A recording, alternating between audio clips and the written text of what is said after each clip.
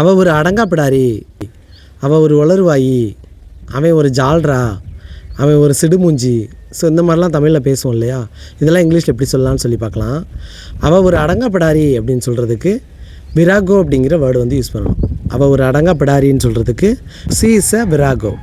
C is a virago அப்படின்னா அவள் ஒரு அடங்காப்பிடாரி, அவள் ஒரு சண்டைக்காரி அப்படிங்கிற மீனிங்கில் வரும். அவள் ஒரு வளருவாயி அப்படின்னு சொல்கிறதுக்கு பிளாபர் மவுத். வளருவாயி அப்படிங்கிறதுக்கு பிளாபர் மவுத்துங்கிற வேர்டு யூஸ் பண்ணணும். அவள் ஒரு வளருவாயிங்கிறதுக்கு she is a blabber mouth. She is a blabber மவுத்துன்னு சொல்லணும். அவன் ஒரு ஜால்ரா அப்படின்னு சொல்கிறதுக்கு ஜால்ரா அப்படிங்கிறதுக்கு சிக்கப்பேண்ட் அப்படிங்கிற வேர்டு யூஸ் பண்ணணும். சிக்கப்பேண்ட். அவன் ஒரு ஜால்ரான்னு சொல்கிறதுக்கு he is a sycophant. He is a சிக்கப்பேண்ட்னு சொல்லணும்.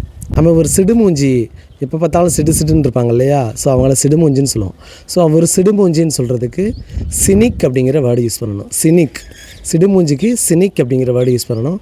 அவன் ஒரு சிடுமூஞ்சின்னு சொல்கிறதுக்கு he is a sneak. He is a sneak.